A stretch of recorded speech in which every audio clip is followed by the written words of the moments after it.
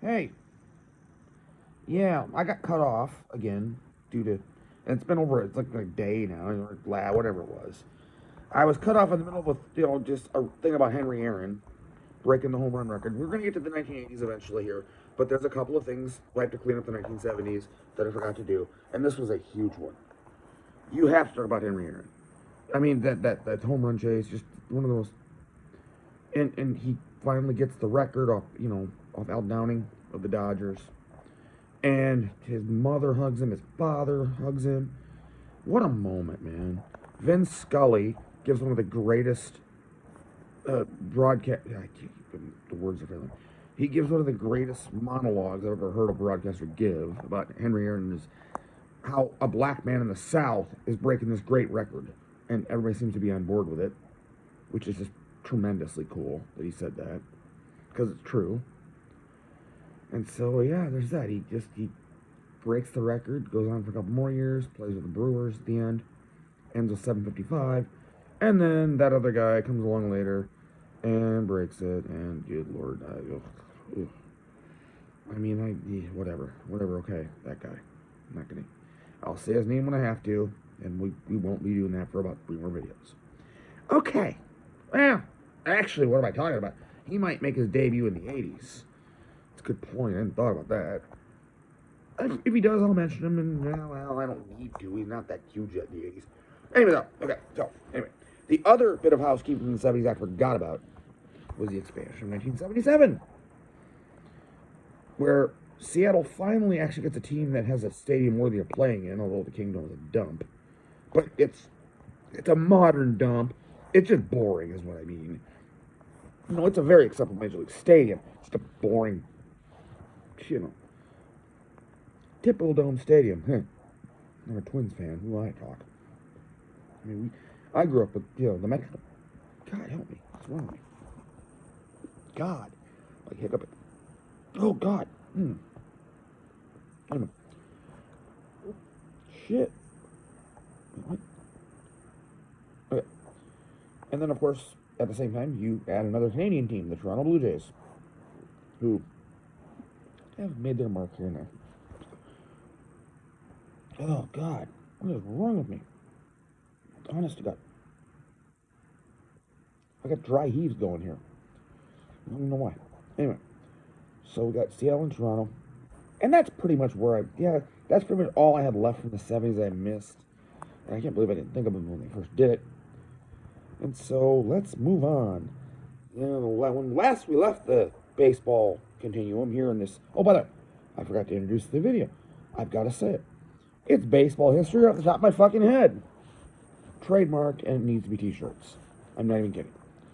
Ever since I heard that, I just, God, that'd be so fucking funny to be wearing. Just wear that around. No one has a clue what I'm doing because no one sees these.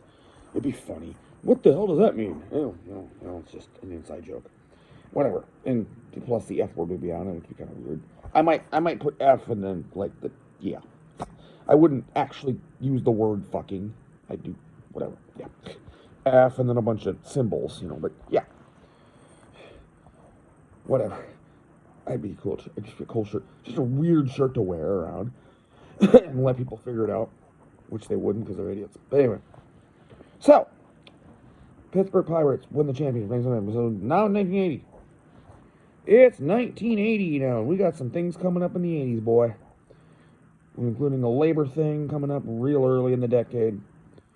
And other things happening, including a certain team that plays at a certain dome and the semi-late 80s that was the, greatest moment of my fucking life. But that's all going to happen here, and then, yeah. So we got 1980, right? 1980. Pretty running dry here.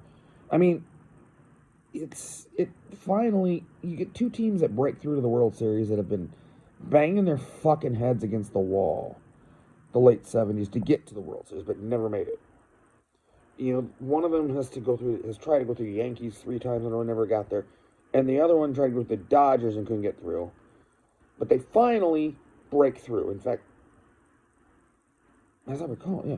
Well, Kansas City actually beat the Yankees to get to the World Series. The Kansas City Royals.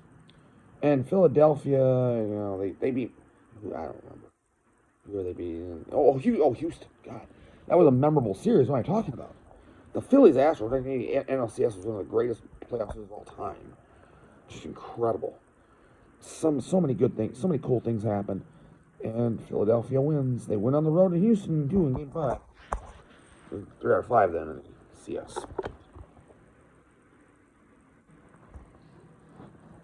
So these two teams meet, and you got the Philadelphia A's.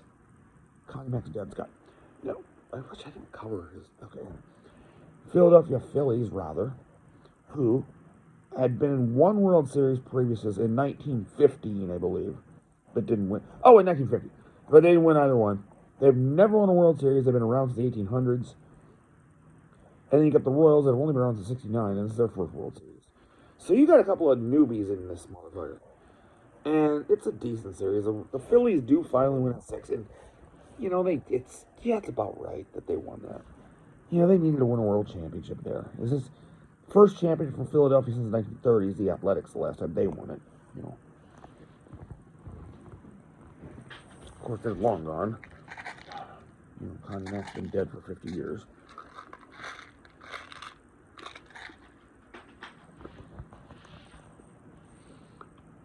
And so that's what you got there. Excuse me, I'm sorry. But then, there's already, within 1980, there's already some stirrings of labor unrest coming in baseball. Now, they've had little incidents before.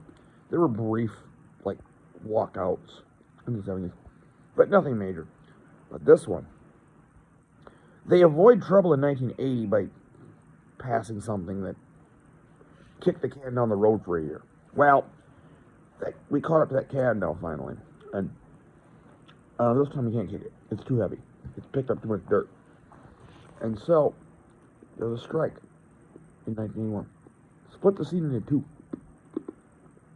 They finally get the stupid shit settled. I don't give a fuck about labor relations in baseball. I really don't. Just do the shit behind the scenes. I don't even care. I mean, you're ruining baseball fans' lives. The fans are the ones that are hurt.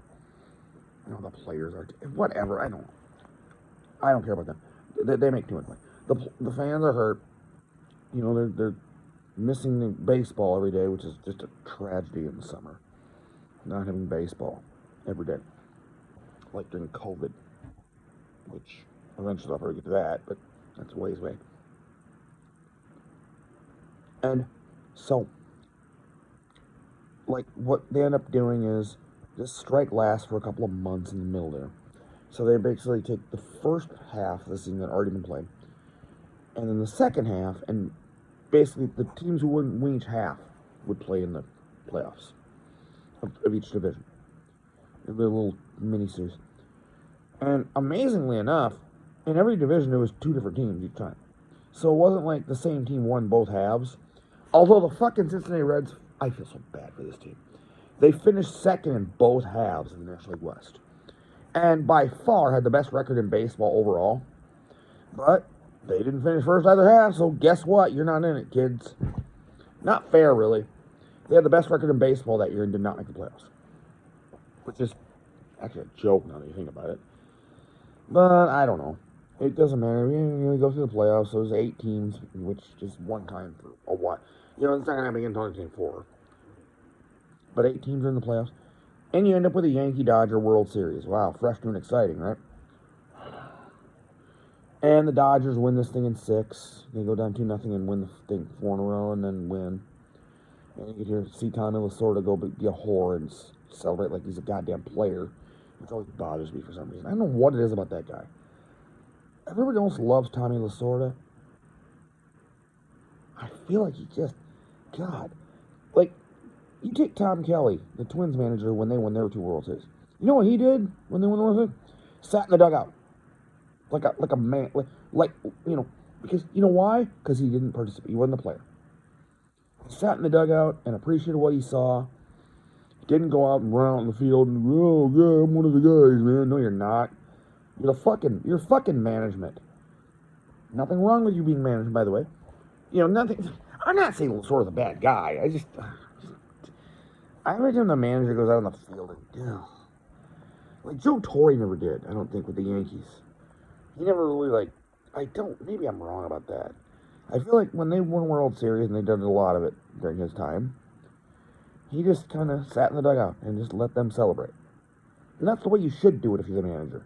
You're not one of them, whether you want to be or not. And it's just, when you run on the field, it's just distasteful to me.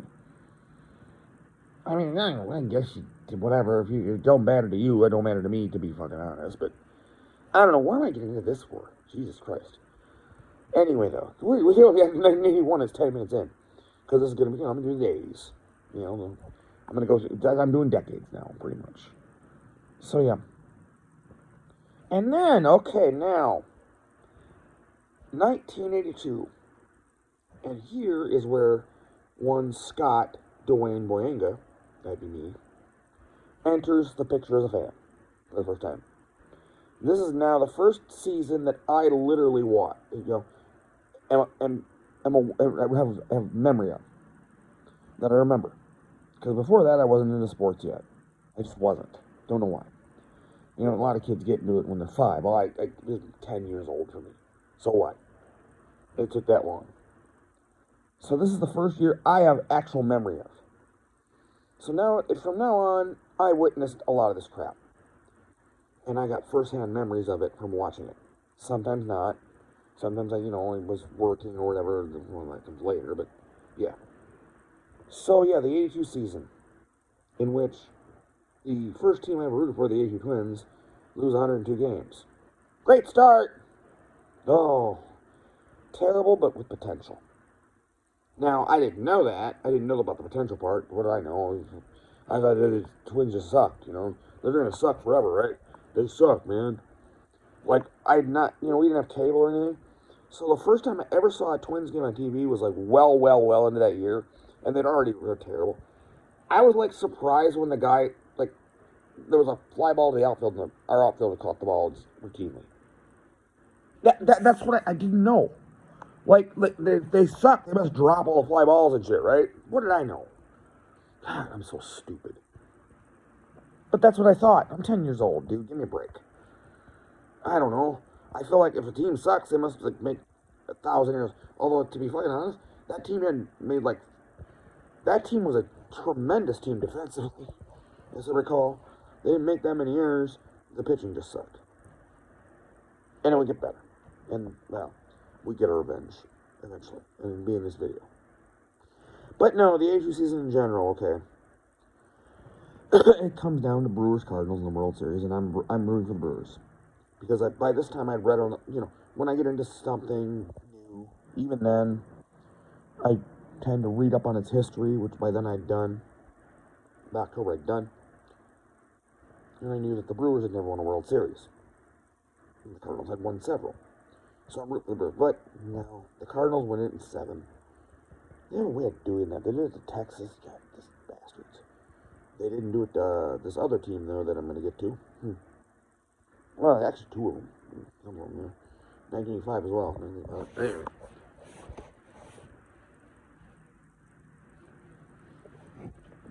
So we move on from that year where Cal Ripken robs Ken Hrbek of Rookie of the Year. To be honest, probably was better, but I just joke about this because people do the same thing in 84 for MVP. They love Cal Ripken and Ken Hrbek just from Minnesota, so who cares? And that's, I think, to be fucking honest, he deserved both of those. I'm just being a dick.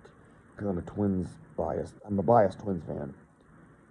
But we go to 83, and this is where Ripken, in the second year, and the Orioles. Not much really goes on that year that is interesting to me.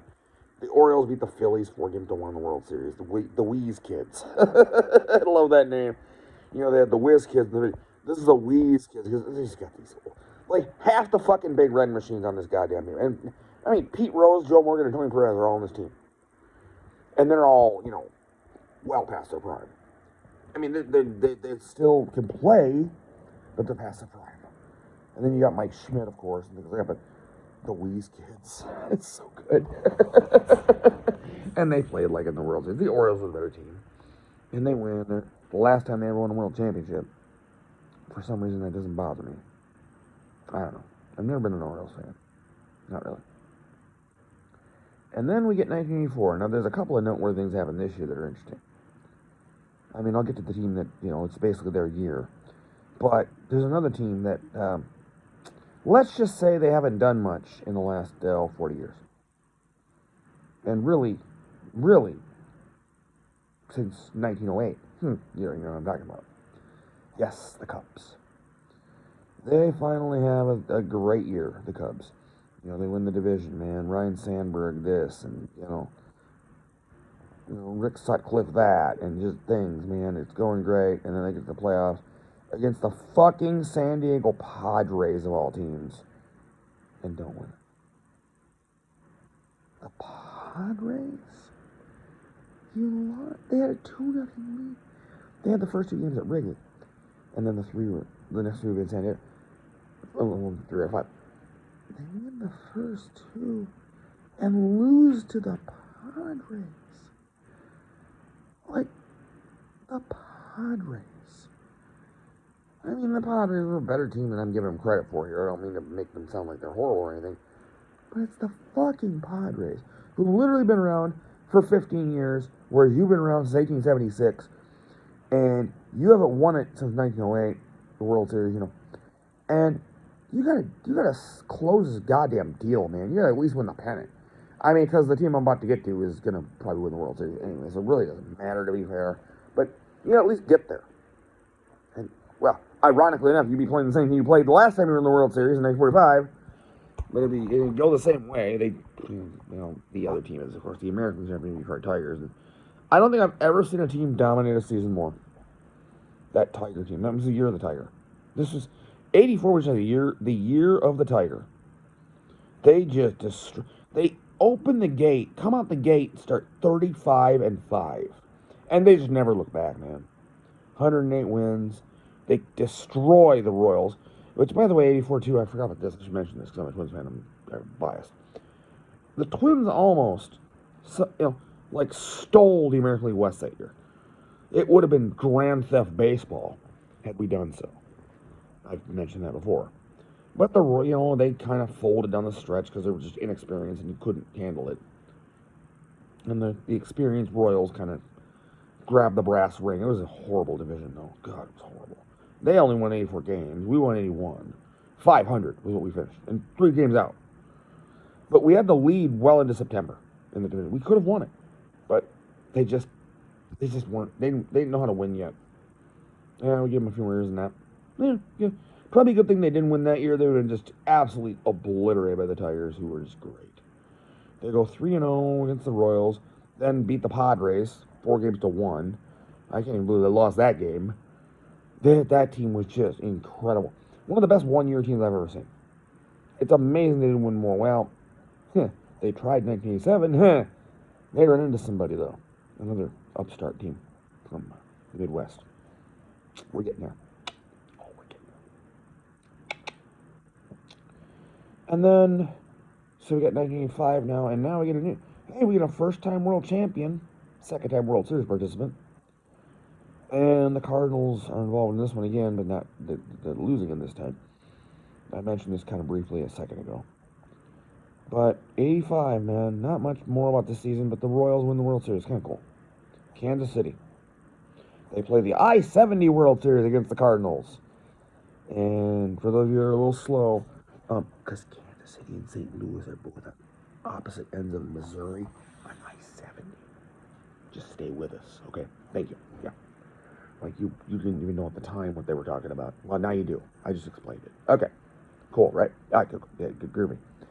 Okay, but the Royals win that thing in 7, including a very, very controversial Game 6, in which, was it Don Deckinger that made the horrible fucking call first?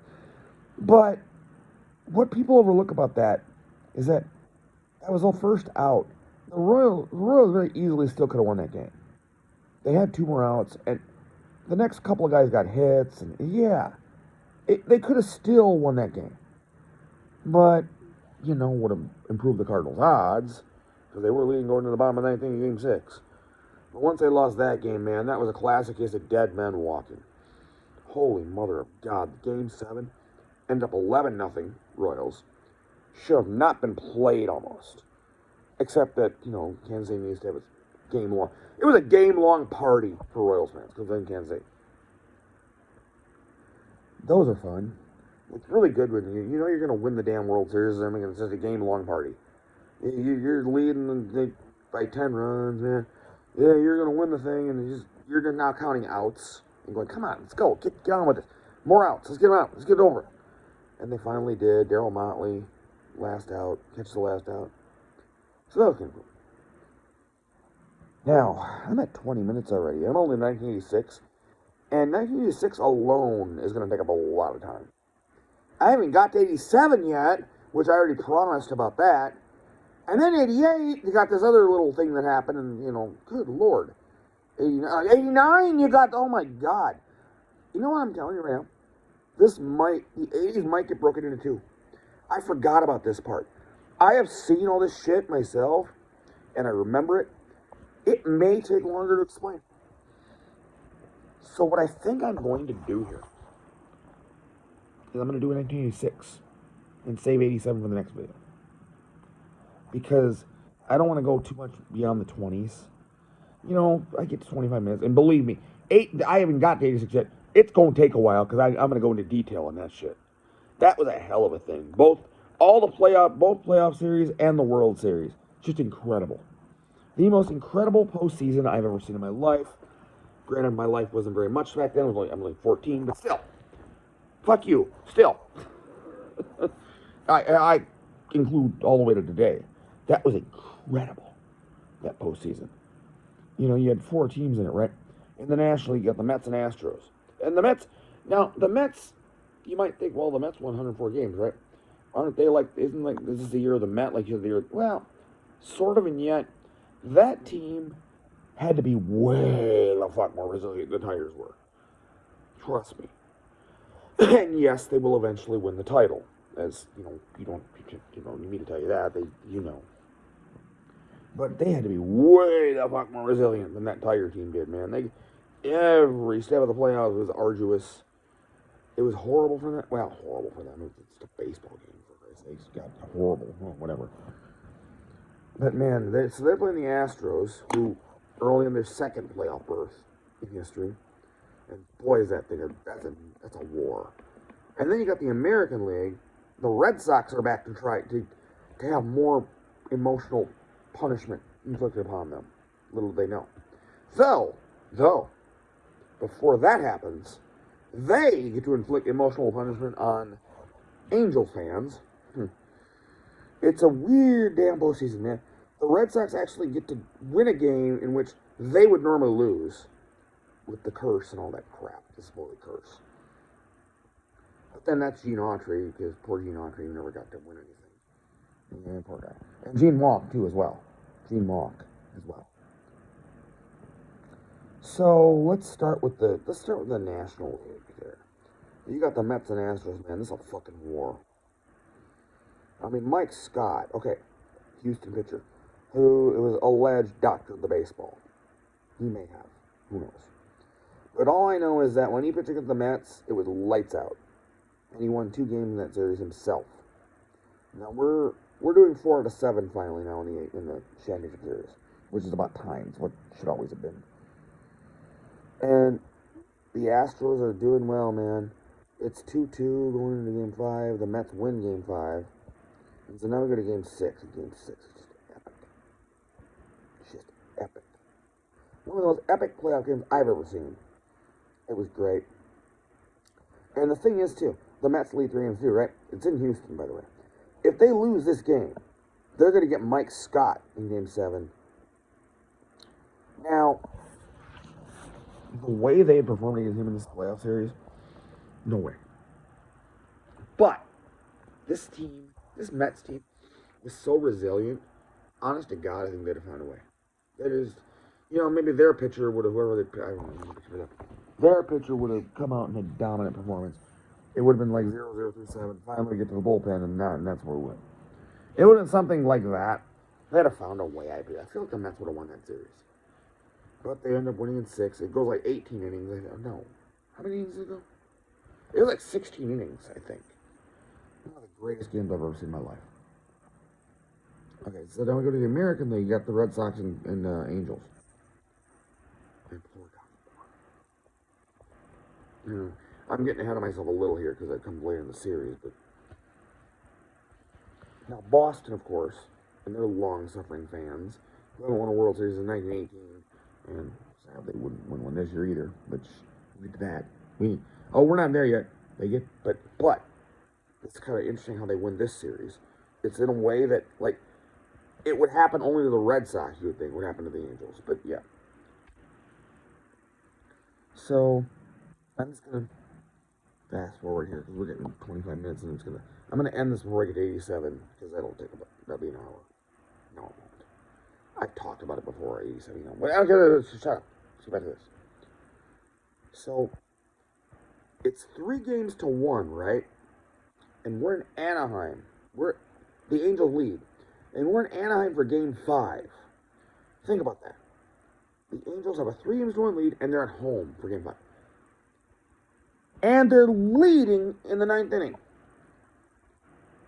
So, we're like outs away from winning the American League pennant for the first time ever. For Gene Autry and for Gene Maw. Finally, they get pennants, both of them.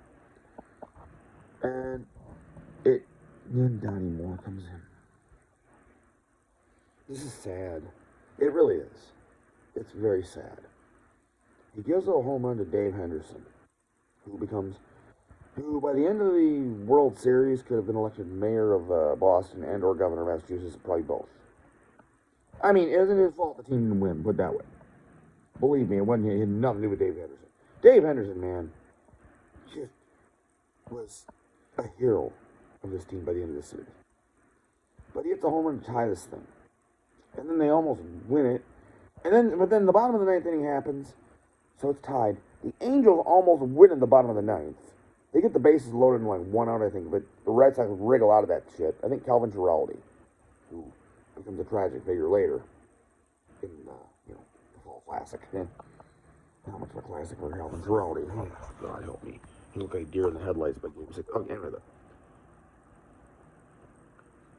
and so eventually Boston scores more runs and wins, and that makes it 3-2. And it's just, I have never seen this before. I always talk about the dead men walking phenomenon.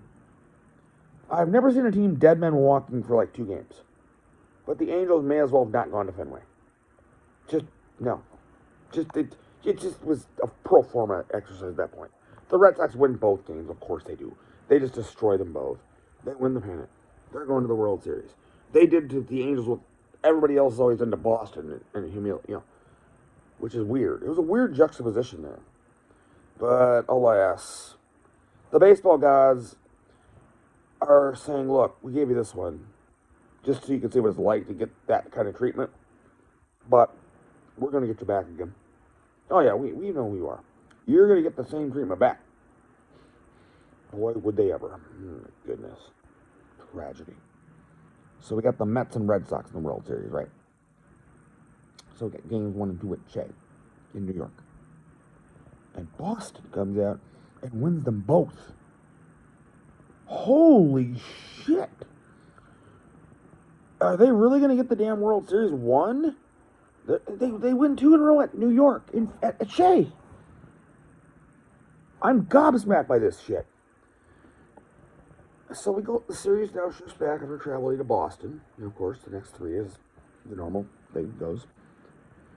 Now, the Mets do win 2 out of 3 at Fenway, to give them credit. Because they were resilient motherfuckers, I'm telling you. This may have been the most scrappy team in baseball history, this Mets team. You can't beat them to death with a shovel. Because they'll get up. They'll be zombies and they'll get up and kill you. And that's pretty much what happened here. But they leave Boston to go back to New York for games down 3-2. The Red Sox lead it. They do get 1 in Boston. 3-2. And people in Boston feel pretty good about that, but now they know that they got back to New York, and they know that we already pushed our luck with winning the first 2 there. How are we going to win these? Well, you'll see. You're not. But yeah, sadly. So, Game 6. Oh, dear God. Maybe the most how do I describe Game 6 of the Aces World Series? The most preposterous game in the history of Major League Baseball, almost. I don't know if preposterous is the right word. One of the greatest games of all time, especially if you're a Mets fan. If you're a Red Sox fan, you basically shoot the TV out when this comes on like MLB TV or whatever. You shoot the TV out. You'll buy a new TV. You don't care. Yeah, this game, man, fuck this game. I don't want to see that shit again. Oh, God, it's horrible. And that's I'm kind of leaning more to the horrible side, because I was rooting for the Red Sox that night. I was. You know, my brother, I'm just like, quote, babysitting, and quote my brother.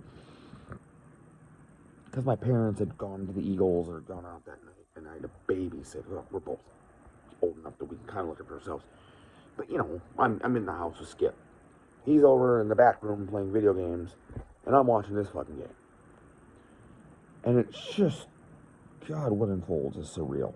Y'all know it. Anybody that watches it knows this goddamn game. I'll just skim over it because I want to get this over with. Because I'm at past half hour already. God, these are going to take forever, aren't they? Because I witnessed this shit and I have my own opinion on it. Well, anyway, though, see, so of course we play this game 6.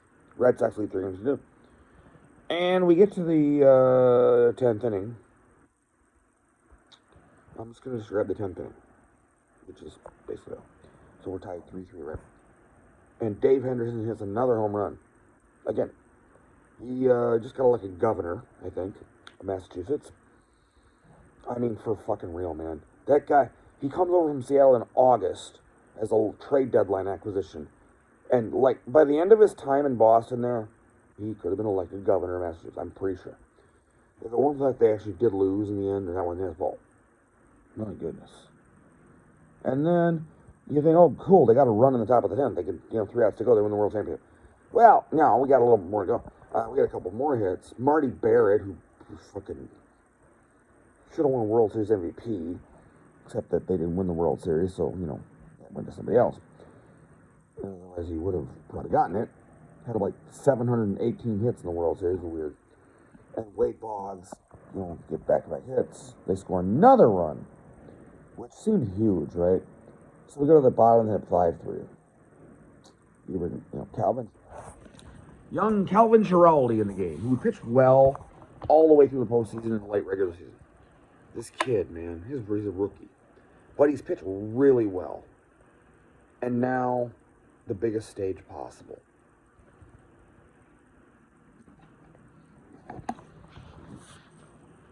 And I can see fear on this kid's face. And I'm 14 years old, and what the fuck do I know?